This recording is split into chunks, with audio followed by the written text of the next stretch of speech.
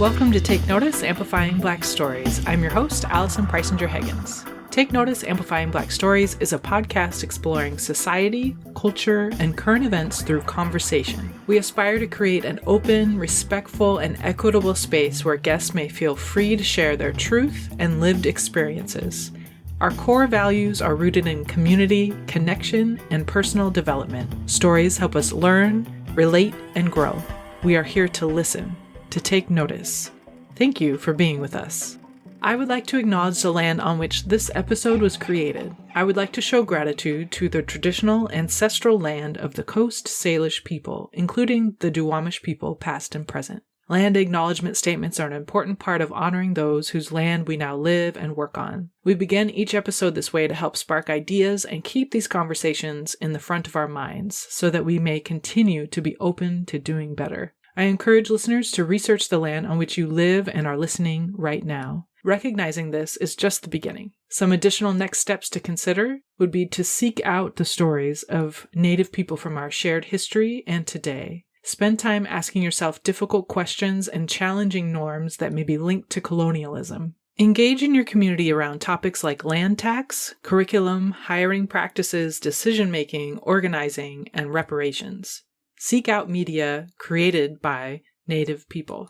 The more you explore, challenge, and learn, the more questions may arise, but this is how we grow and connect. Thank you for joining us for Take Notice, Amplifying Black Stories.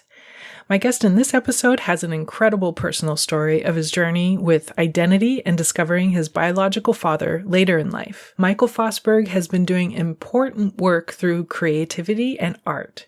Michael is an author, activist, actor, and thought leader. He uses the performing arts to stimulate meaningful conversations about race and identity. For the past 15 years, he has traveled around the country to high schools, colleges, corporations, government agencies, and other organizations, utilizing an autobiographical one-man play as the catalyst to deeper conversations in the diversity, equity, and inclusion field. Along the journey, he has published 2 books, Incognito, An American Odyssey of Race and Self-Discovery, and Nobody Wants to Talk About It, Race, Identity, and the Difficulties in Forging Meaningful Conversations.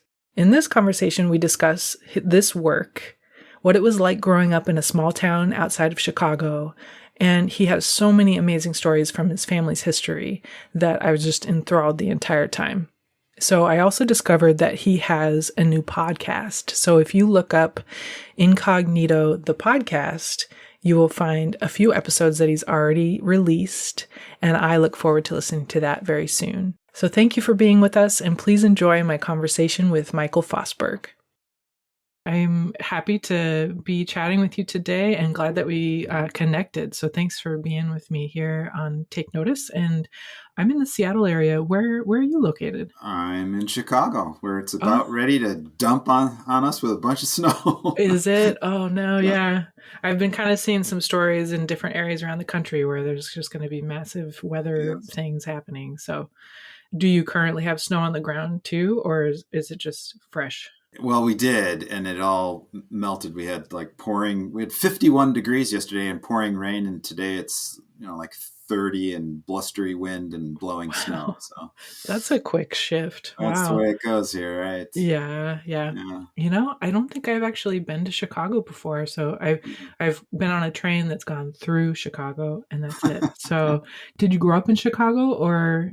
I did. I grew up north of the city in a little town along the lakefront called Waukegan. Oh, okay. Nice. What kind of area is that? Is it kind of suburby or? Not really. It's a small, I guess when I was growing up, it was about 70,000 people. It was along the lakefront. There were some industries there, some major polluters to the lake. Oh, yeah. Johns Vanville Corporation and Johnson Outboard Motors, and it was a toxic waste dump for a really long time, and it was a very much a working class community. Okay, yeah.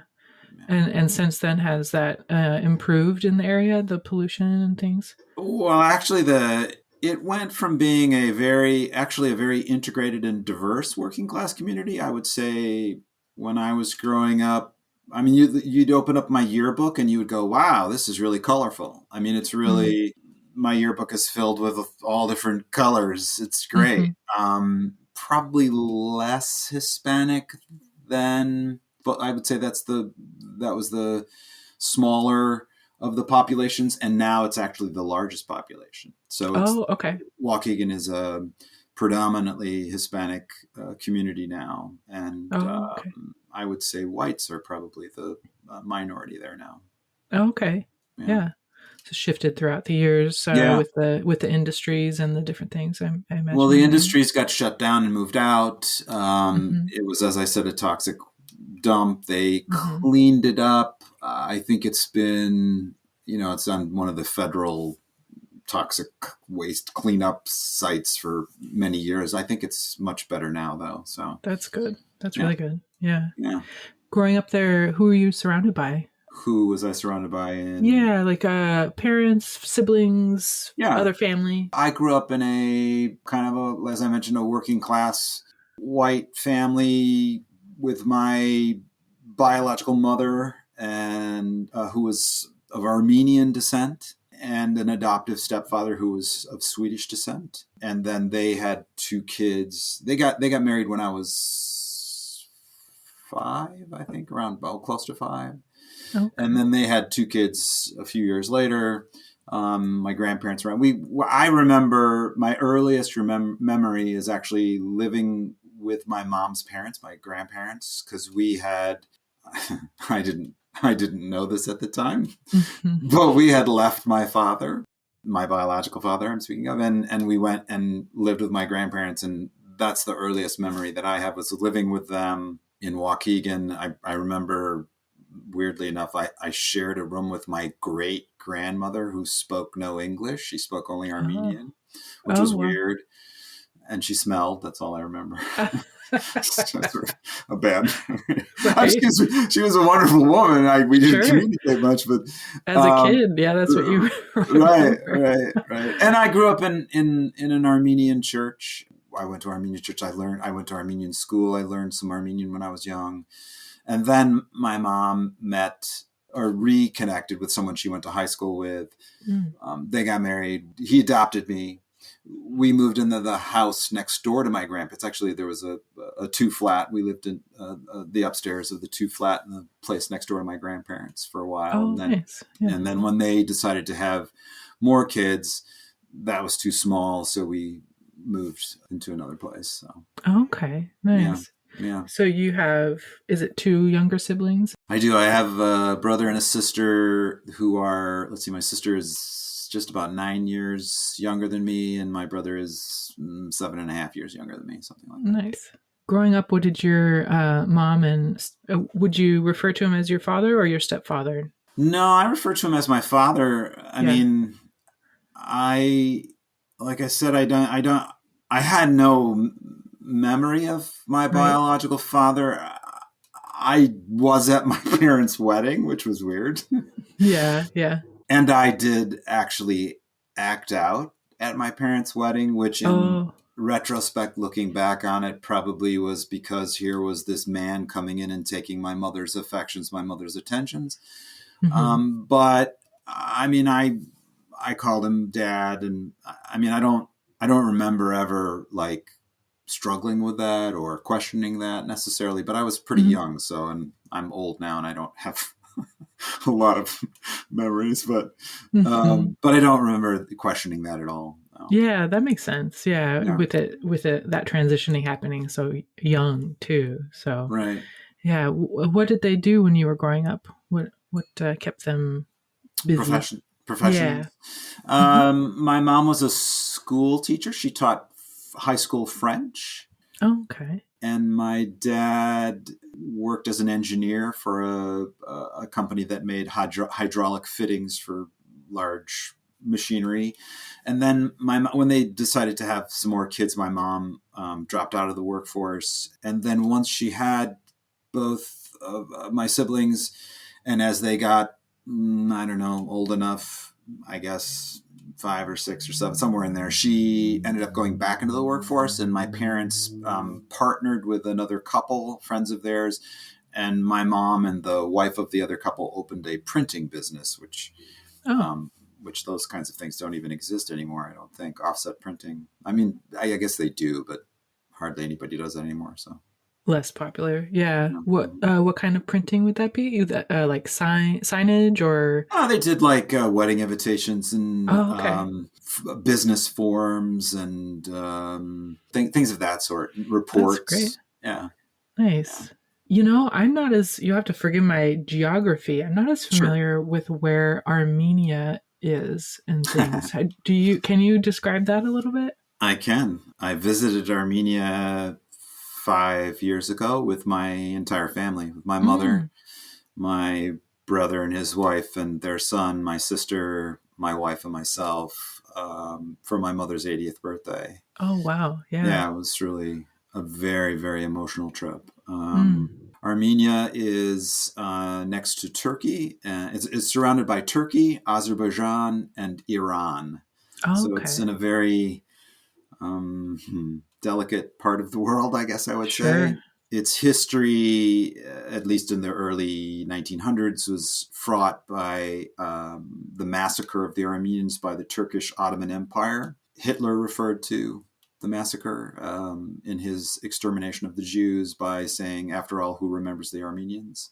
Mm. The Turks sought to exterminate the Armenians and killed off 2/3 of the Armenian population. My grandparents lived through that. So, Mm. yeah. Wow. Did your mom move from Armenia to the United States or was No, she she born here? she was born in the United States. Okay. My grandparents fled Armenia, and they came weirdly enough they came from the same village, which was very small, but they didn't actually know one another. They fled at different times when they were very, very young. My Oh. grandmother came when she was 2 or 3, and she immigrated I think she immigrated legally, and came with her mother, and actually almost was turned back because these are great stories in my Armenian family.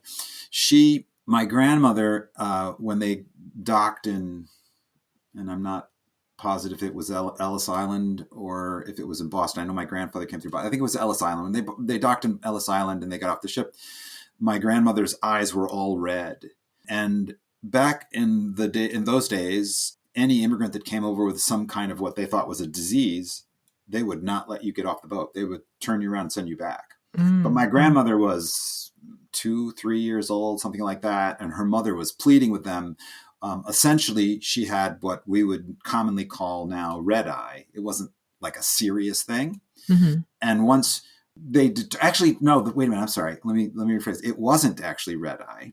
Oh, okay. They thought it was red eye, which was a little bit of a contagious thing, but not really a big deal now. Might have been a little bigger deal then, 1912, 13, 14.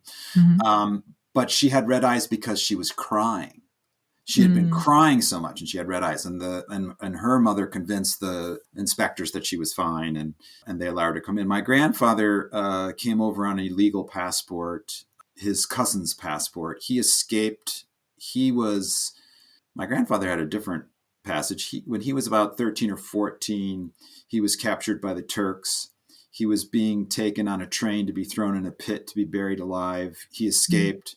They recaptured him. They tortured him. They thought he was a spy. And then they made him a slave to a Turkish family. Wow.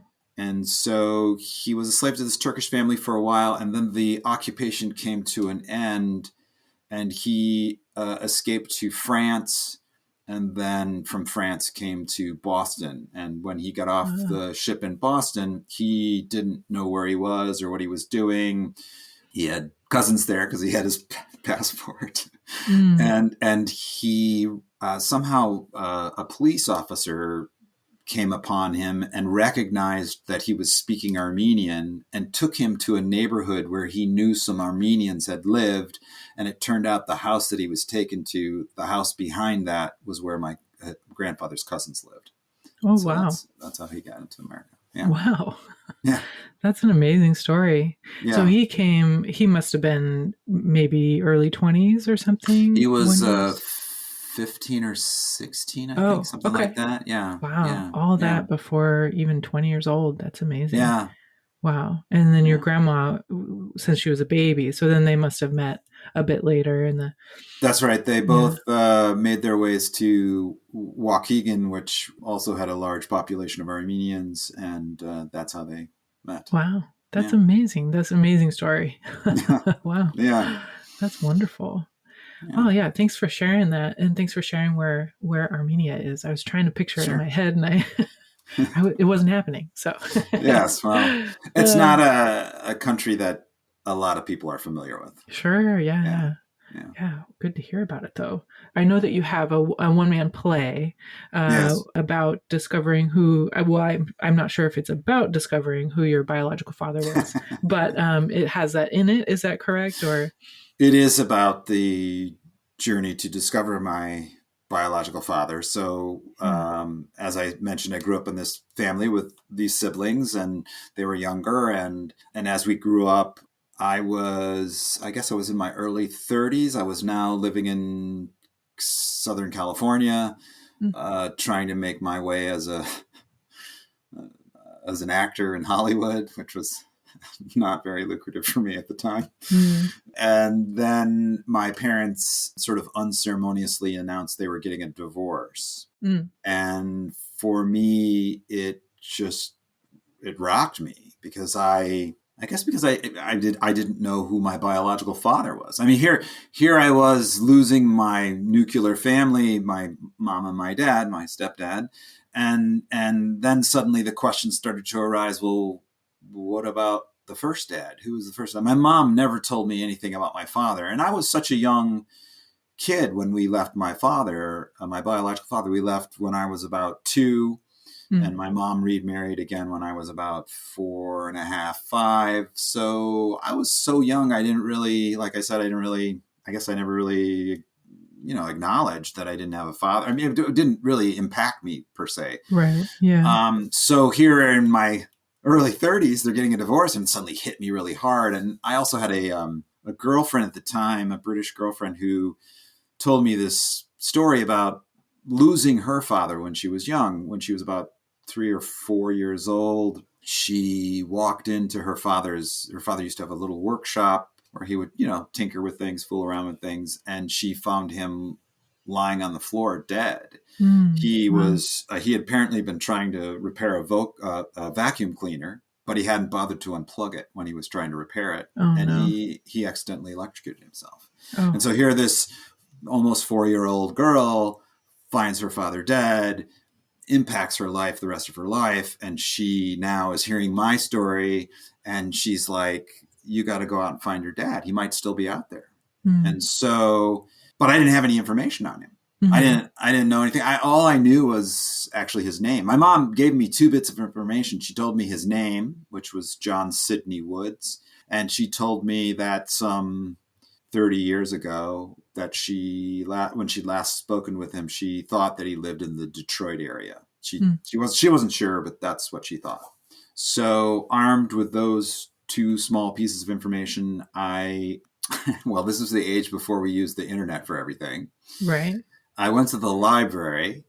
Mm. Libraries used to have reference sections where they housed, remember this, phone books. Right. Phone books, Well, right? those things. Those were like, portals to finding people. Yeah. Yeah. And so I knew his name. I knew that I thought that he lived in the Detroit area 30 years ago. What are the chances he still lives there? So I went to the Santa Monica Public Library, and they had a Detroit phone book, and I looked up his name, and there were a bunch of listings. I copied down the 5 or 6 listings. I went home, and now it was the moment, the do or die moment, pick up the phone, make some calls. And I was so scared because I didn't know what to, and I didn't know what to say. I was like, what am I just going to say? Are you my dad? What? I was so nervous about it. And so I sort of figured out these questions to ask. And I finally courageously picked up the phone and dialed the first number. And a guy answers the phone, and I said, I'm looking for John Sidney Woods. And he said, you're speaking with him. Mm. And I thought, oh no, it can't be that easy. Right. Right? It can't be, right? So I said, well, did you live in the Boston area? in 1957, because that's where I lived with my parents at the Mm-hmm. time. And he kind of paused. And then he said, yes, I did. And I thought, oh man, this is way too easy. And I wanted to be certain. And I said, well, were you married to a woman by the name of Adrian Piliposian? That was my mother's Armenian maiden name. Mm. And he paused again. It seemed like an hour. Felt so overly dramatic. And then he said, yes, I was.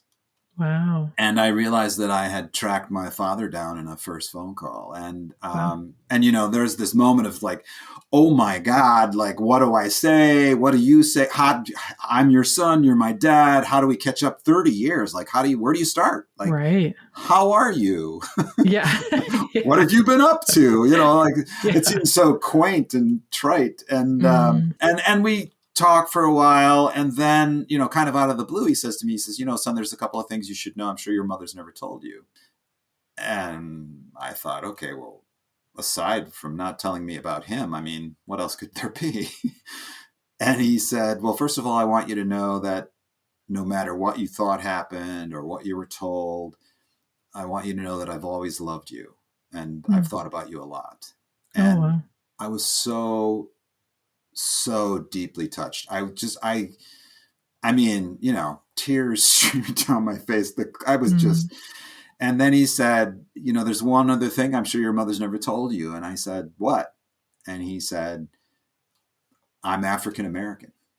And I remember, thinking, I remember I lived in this little tiny apartment. It was one room. It was a studio apartment, you know, everything in one room. Yeah. Yeah. And there was this full-length mirror across the room from me. And I remember sort of catching a glimpse of myself in the mirror. And I was kind of thinking in my mind, like, did I just change? Did my color change? Did, you know, like, what just happened here? And then I guess I had been silent for so long, and he was like, are you all right? And I'm like, yeah, I'm great. I'm good. I'm like, she never bothered to mention that. Right. You know? And then he proceeded to talk about, my great-great-grandfather was a member of the 54th Regiment in the Colored Infantry Unit in the Civil War. My great-grandfather was an all-star pitcher in the Negro Leagues. He pitched for the St. Louis Stars. My grandfather, his father, was a genius, and the science and engineering departments at Norfolk State University and HBC is named after him. And I was so overwhelmed by my dad, all of this history, but I couldn't. Was like, wait, can we get back to the black part? Because I'm still trying to wrap my head around the black part. And we exchanged phone numbers and details, and then we said we'd stay in touch, and we hung up the phone, and that's how I started my journey. Wow. That's incredible. And the first phone call of that list, that's amazing. Right. Wow. So he was living in Detroit and you were still in California. Did you set up any time to go meet in person? It didn't happen until probably a year later. Mm-hmm. There were all kinds of complications, which gradually played themselves out. The interesting thing, they're not. Some of those most of those complications aren't in the play, because in a play version of the story, and again, I've been traveling around the country performing this story that I just told you, as if it is happening in the moment, as if I am going on the journey at that moment with the audience. They're going on along with the ride with me. So in a play, you only have a certain amount of time to tell a story. You can't be, you know, hours long unless you're doing Charles Dickens, and then you're doing like 2 days worth of a play.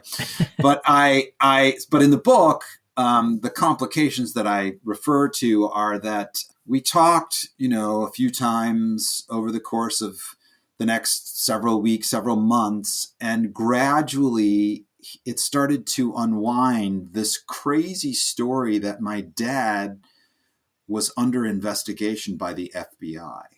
Oh.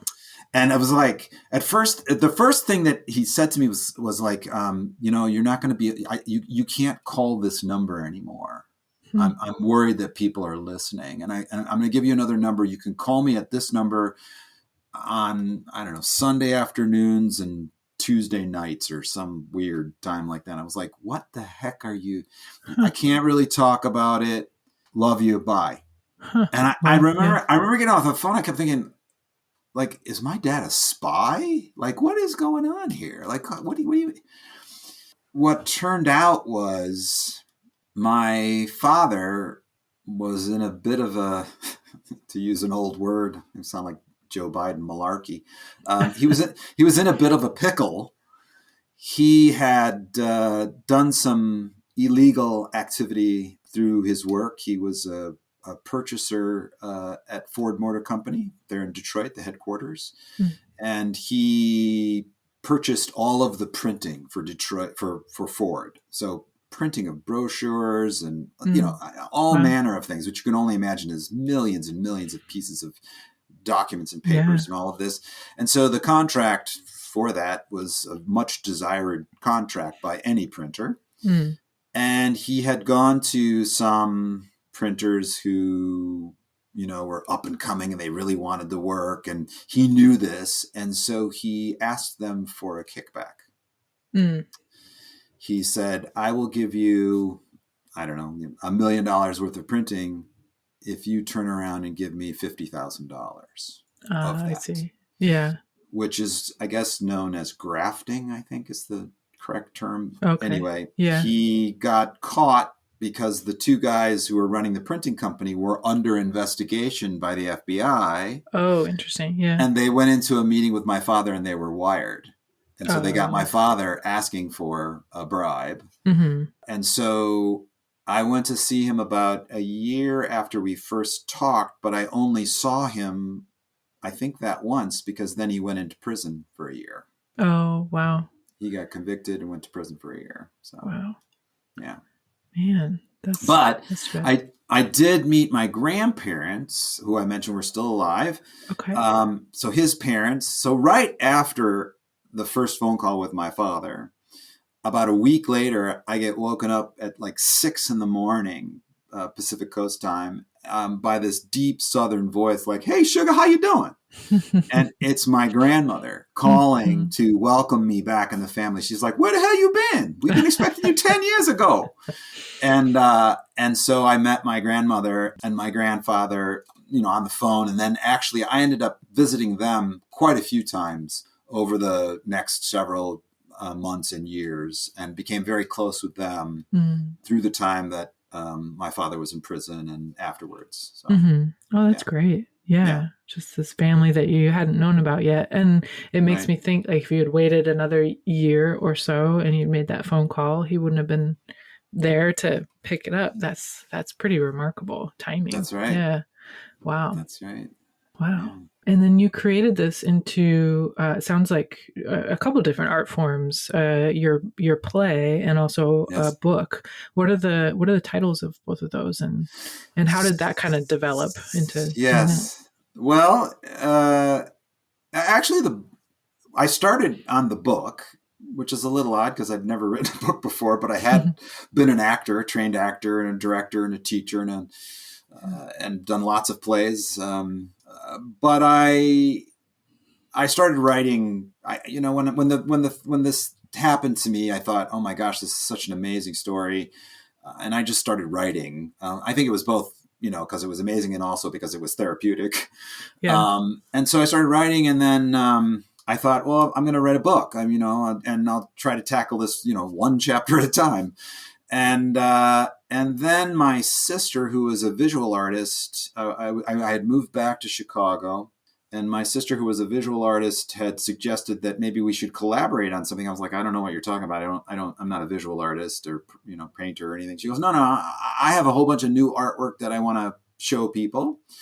And, you have some stories that you're writing for this book. And so maybe we'll have a bunch of people over. We'll serve some wine and cheese. They'll look at some art for a while, and then we'll have everybody sit down, and then you can read some chapters from your book. And I thought, okay, that sounds cool. So we had about, 50 or 60 people, and she had a big, big loft in the arts district in Chicago. And we had some wine and cheese, and we looked at her new artwork, which was all great. And then we sat everybody down, and then I had chosen 5 stories that I had written from the perspective book. And people were just, blown away. They were laughing, they were crying, they were deeply moved. And they came up to me afterwards. They were like, "Oh my gosh, you should be doing this." And I said, "Yeah, I am. I'm writing the book." And they said, "No. You should be performing it." Because as I was reading it aloud that night, I was taking on personas, characters, voices, mannerisms, that kind of stuff. And so I thought, well, I am a trained actor, or maybe I should be doing this. And so I met with some people, and one thing led to another, and then I got a theater interested in it. And actually, we were going to put up a production in October of 2001, and we met for our first day of rehearsal the morning of 9/11. Oh, wow. Right after the towers fell. We met for rehearsal. And it was really, everybody was shaken. Designers and producers and directors and stage management and all those people there. And everybody was so shaken by what had been going on that morning. We still didn't really know what was happening. We just... We didn't know all the details, but we had asked another actor to come in and read the script because I needed to hear it. I'd written it, and I could read it aloud, but I couldn't hear it if I'm reading it aloud. So we asked this other actor to read it, and then we all sat around and talked about it, and we realized that we were creating something that had the power to heal people. It just really touched on so many personal things, as well as much broader topics of race, of identity, of skin color, passing, unconscious bias. All these different things were packed into my own personal. I didn't plan that way. It just happened to be my story. And so we embarked on this. We opened it in October. It was just, the reviews and everything were off the charts. We took it to another theater. We got the same response. We tried to take it to New York. And that's when I realized how difficult it is to do something in New York City. Oh, sure. Yeah. It was, we met with all kinds of people and did all kinds of stuff. And it just felt like it was just far too daunting. And so, I kind of came back to Chicago thinking, well, it was a good run. I did it at 3 different theaters. It had been received extremely well. It was really great. As a freelance artist, you got to move on to the next project. And so the next project happened to be, I had been invited to teach and direct at a summer theater program at Northwestern University for high school students.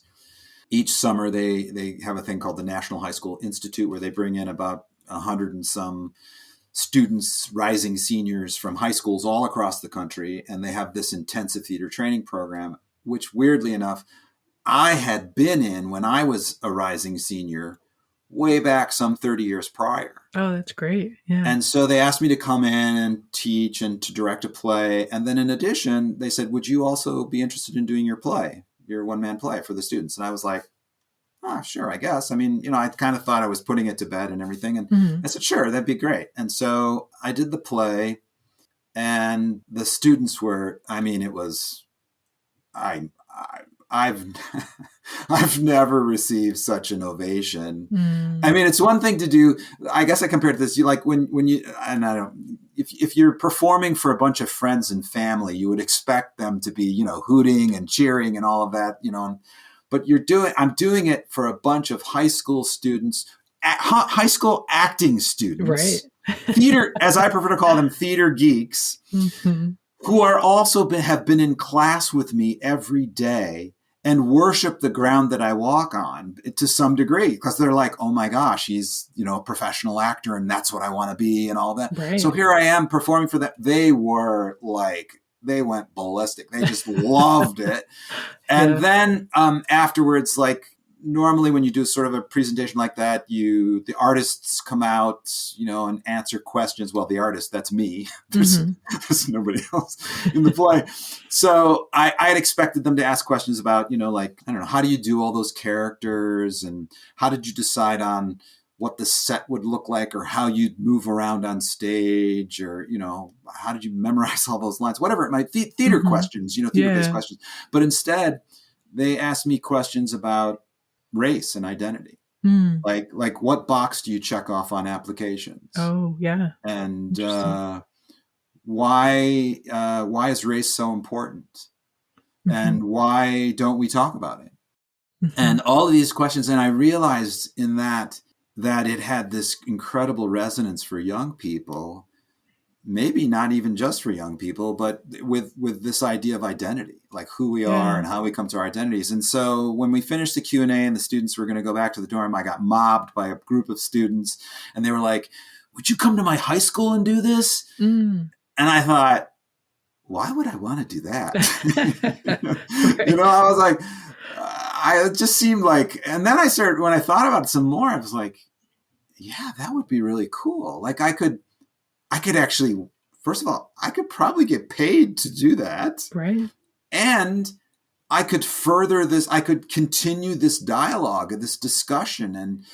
And so that first year I did, I don't know, maybe a half a dozen high schools. And then the next summer I went back and taught at this program again. And then the next year I did about a dozen high schools. And then the year after that, I doubled that. And then I started to become aware of the diversity and inclusion space, or diversity, equity, and inclusion space, however you want to talk about it. And I met someone who was in the college market. They had been going to colleges speaking, and they turned me on to an agency, and they decided to represent me. And so I started to go to colleges and do this. And after each performance, I would engage the audience in dialogue. That was actually for me, that's the most important part. I mean, it's great to do the play, but it's so important to have dialogue. And so I found myself at a business college one day, very reputable business college. And after I finished the Q&A, a bunch of people who had been in attendance that night who were working at corporations in the area came up and approached me and said, would you come and do this for our teams, for our employees? And I thought, absolutely. And I'd been familiar with the D&I space, the diversity inclusion space. And so I got my foot into the corporate world. And then I started to talk to other people in corporations, and the word started to spread because, as you can only imagine, I'm not personally aware of anybody else who's doing a one-man or one-person play as a diversity and inclusion tool in corporate space. So it's a very, very unique presentation and a unique way to be a catalyst for really important and meaningful conversations. Absolutely. That's the trajectory of how it just sort of took off. That's amazing. And I would imagine it's uniquely impactful because it includes your personal story, and which is also unique. So people connect with personal stories, and it's really cool, for lack of a better word, that how organic it all came about, and to be able to do that kind of work. Yeah, that's awesome. Yeah, I often say, if you'd asked me, 15 years ago, if I'd still be doing this, I would have told you we were crazy. I mean, it just kept falling into place. Things just kept happening. And I didn't, as an actor, think about doing the same play over and over again, but I also found something that could make a difference in a big way to help people. I get to be a bridge. I'm biracial, so I get to be a bridge. I get to be across conversation between races, between ethnicities. And, the thing you mentioned about personal stories, along this journey, I've discovered so many things. But one of the things I discovered was this theory that's called intergroup contact theory. And it's the proven theory that by sharing our personal stories across majority and minority populations, we can break down the prejudices that exist between us by discovering that we have a lot more in common than we have different. That's a fact. And so when I became aware of that, I just started thinking about, in a much broader sense about how narrative is so important, personal story is so important. And the focus of my work has really been, and not so, although I guess my work is perhaps it's classified as anti-racism work, but the focus of my work is on finding commonalities and embracing differences. Yeah, that's beautiful. And I definitely align and relate to that because that's exactly why I do this podcast too. That's Yeah, the yeah, reason what you just described. yeah. So among others, but that's one of the main ones. That's remarkable. So you're still doing that play to this day, right? And it's taking you around the country and around the world. Is that correct? The pandemic, as it has done with many businesses, has put a bit of a dent Yeah, in I my imagine. ability to get around. Right. Not necessarily get around. Well, yes, to get around, but also to get in front of a group of people. It's been a really rough couple of years, but Mm-hmm. I'm not. I don't need sympathy. I mean, everybody's had a rough time. Sure. So Yeah. I have done some virtual programming. I have a videotape copy of the play that was filmed live in front of a group of corporate leaders, and it's a really great copy. And we've used that to facilitate. So Oh, that's great. like I would normally do, go into a place, do the show live, and then conduct the dialogue live. Virtually, we go on a Zoom call, we stream the play, and then I would come on live on the Zoom and then take questions either through the chat window or through Q&As from people and answer questions. This is sort of a crazy story. I actually did a session for the Department of Homeland Security.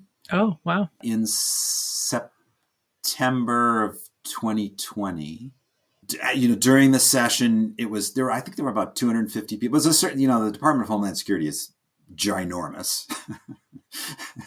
And this is just some small sliver of the department. So there were about 300 people on the call or something. And as we were doing the Q&A, and the chat window was just blowing up with people just saying how remarkable this was. This was amazing. Let's do this again. Everybody needs to see this. Why don't we do this more often? Blah, blah, blah.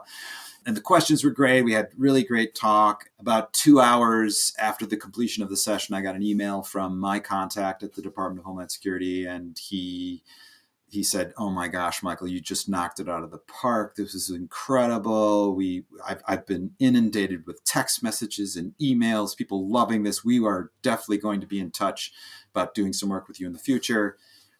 And then the next day, the former president at the time passed a directive that pretty much forbade any federal agency doing any kind of diversity training. Oh. It was limited in its scope, but what it did was it put a chill in everybody's diversity work. And that's right. Yeah. Ugh. And I thought to myself, oh my gosh, I broke it. I had broken it. But I discovered later, I have a lot of contacts. Well, I have a couple of contacts in the government, and I discovered what had happened and how it had blown up. And then that directive has since been rescinded. But right, good, yeah. But most of the government, I don't know, many of the government agencies are actually still working remotely. Oh, sure, yeah. And so we haven't really gotten back up to speed with the government yet in terms of doing programming. So, wow, that's crazy. But, I had forgotten that had happened. I remember hearing about that. Man. Yeah, but I travel. I usually, pre-COVID, I'd been doing about 60, 65 presentations a year. So I'm obviously on the road quite a bit. We're starting to see inquiries from people to do in-person things right now, which is really great. Yeah. And again, I work with all kinds of people all over the place. There in Seattle, I've done extensive work with Boeing. I've been to literally every one of their locations in the Seattle, and there's quite a few actually. There are. They have office buildings and plants and airports, everywhere. And they're everywhere. And their corporate headquarters is here in Chicago, and I've been to the corporate headquarters a couple of times, and so I've been all over the place. And I have only done something in the Bahamas. I haven't yet cracked the foreign market. For one thing, would be a language barrier unless I'm working in an English-speaking country. But true, yeah. Well, I have a question that might bring us back in our conversation a bit. Sure. And you can decide to, if you don't feel like answering it, that's totally fine. But I'm curious how your family felt after learning that you'd connected with your dad. Like if your mom felt a certain way about it, or if your siblings felt a certain way about it. Because it sounds like you knew that your stepfather wasn't your biological father for a while, or since the beginning, maybe. Is that correct? Or Yeah, since the beginning. I mean, I was at their wedding, so I knew right, he true, wasn't. yeah. Yeah, right. Yeah, I mean, it's so. I in general, I talk about this. My black family was like, "Come on in, baby, you want us," and my white family was a little more like, "Do you have to talk about that?" Mm, And this is a bit of a generalization, but this is does sort of explain how black families and white families embrace or discuss race. yeah. Black families are much more open, and white families have a more difficult time, and that is certainly true in my family. I jokingly, so my sister makes a little cameo appearance in my play. And I play her, of course. And I jokingly talk about my sister afterwards. When I first told my sister the news about finding my father and my heritage, my sister's response was, "Damn, my brother's a brother." Uh, Yes. But it kind of went downhill after that. mm, My siblings had a very difficult time with this, and I think it was for a few reasons. First, they couldn't understand why I needed to go out and search for my biological father. mm, They were like, "You got a dad, John Fosberg. He's your dad. Why do you need to do this?" And this begs the question of what does it mean to be adopted? And there are right, millions of adoptees across the country, and not all adoptees have the same experience. right. Some never search for a family member and they're fine with it. Mm-hmm, And others are tormented by it their whole lives. And some, like me, it takes until you're in your early 30s to go off on that journey. So mm-hmm, they just didn't understand what that meant. Secondly, as I've said many times, imagine if someone in your family wrote a tell-all about your family. Like, how would you feel about that? You'd probably feel very apprehensive, like, oh my gosh, what's going to happen? They were very concerned about how this would affect our parents and was it going to hurt them mm, and all of that. And that certainly wasn't the intention. The intention was obviously to have this broader discussion. I don't say anything derogatory towards my family in the play or whatever. I have an argument with my mother. I make amends. But all of that is, a part of the journey. And then I guess the other thing I would say is, as is the case in most white families growing up, there is little to no conversation about race while you're growing up, primarily because race is not something that, now I'm both, so it's difficult for me, but it's race is not something that we as light-skinned people deal with on a daily basis. And so therefore we don't have that conversation on a daily basis. And then when you do have that conversation in mixed company, especially, it becomes awkward because you've never had that conversation before and you're not quite sure how to approach it and you're cautious.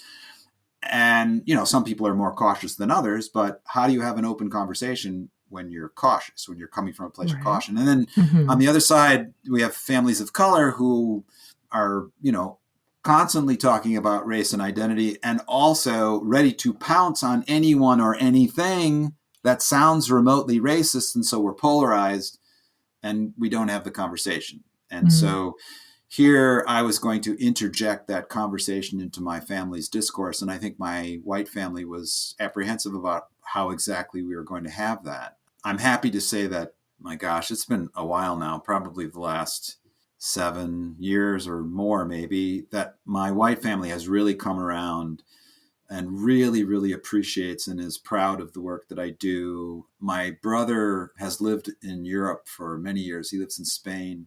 I wouldn't say we're not close, but we're not super close. mm, But over this time, like, he has emailed me and we have texted all kinds of things. He's all constantly engaging me in sending me articles that he's read or podcasts or, mm, that deal with race and identity. And mm-hmm. it's like we're having now a conversation that we never had growing up, Yeah, which is really great. that's really great. Yeah. Yeah. Sometimes it just takes that time.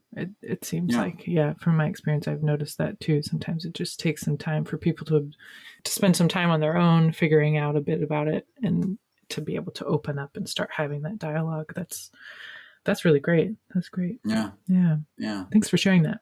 Sure. So growing up or throughout your, sounds like pretty artistic life, who or what has been a big influence on you? Well, first and foremost, it was my mother, because she was always she still has always been into the arts. She took us to plays, to museums, really helped us appreciate all different forms of art. She herself is an artist. When she finally retired from regular work, so to speak, she bought a kiln and a wheel, and she's a potter, and she does stuff she has a studio in her basement, and she does stuff down there. So first and foremost was her. And then when I was in high school, actually not high school, it was grade school, my fifth grade teacher or sixth grade, now I can't even remember. He was actually it was high school. It was a freshman, sophomore year of high school. This teacher, Mr. Reinhardt, John Reinhardt, was an enormous influence on me. He directed me in a couple of plays, and I never met anybody like this guy. I mean, he and his wife were academics. They had both been school teachers for many, many years. He was an English teacher. She was, I don't remember what she taught, but then she became an administrator and was an administrator until she retired. And so they were really devoted to education. But they used to go, I don't know, 4 times a year. They would take trips to New York, and they would go for 3 or 4 days, and they would do nothing but go to see theater and go to museums. They'd go to 2 plays a day and squeeze in a museum in the morning or in between plays. Oh, wow. And, and then they would go to London probably once a year. And of course they had an amazing theater scene in London, and they would do that. And I just to me, that was just so impressionable. I was just so impressed, and so he just made an enormous influence on me from his aspect of how he viewed art as being very relevant to being a whole individual. Yeah. Oh, that's wonderful. Yeah.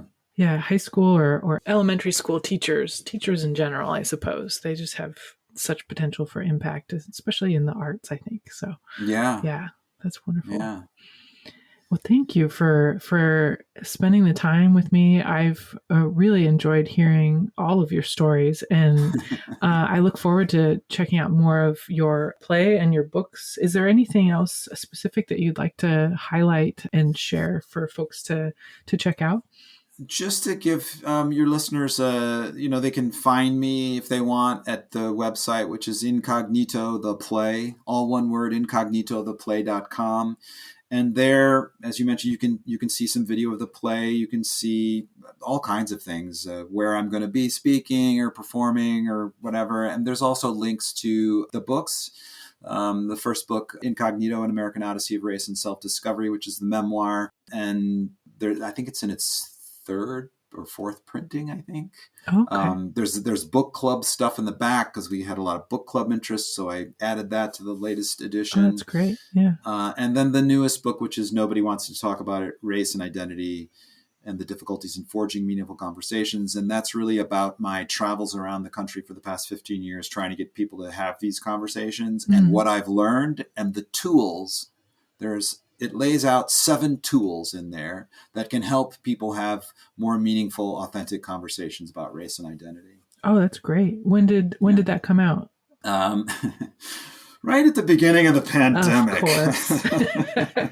Unfortunately, now I get time to publish a book, but well, it sounds like it's got great information in there, and I look forward to checking that out. I'm going to do that for sure, and we'll share all that information in our show notes so people can just click and hop to it. So, yeah, thank you so much for joining me today. Thank you, anything Allison. we missed or anything? I don't think so. I thank you so much. It was really a lovely conversation. Yeah, thank you. I appreciate it. All right. Yeah. Well, enjoy the rest of the. Hopefully, you don't get snowed in. Yeah, let's hope not. Yeah. All right. Okay. Thank you. Thanks. Take care now.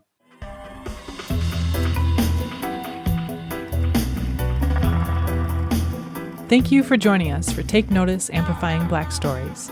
Please subscribe and follow us on social media. We are at Take Notice Podcast. It would really help us out if you could take a couple of minutes to review our podcast. You can do so through your podcast app or by visiting our website. It's takenoticepodcast.org. Thank you for your support. Take Notice Amplifying Black Stories is produced, hosted, and edited by Allison Preisinger Higgins with help from many. Music by Version Big 5 featuring Darius Higgins. Thank you for being with us, and thank you for taking notice. Hear them saying that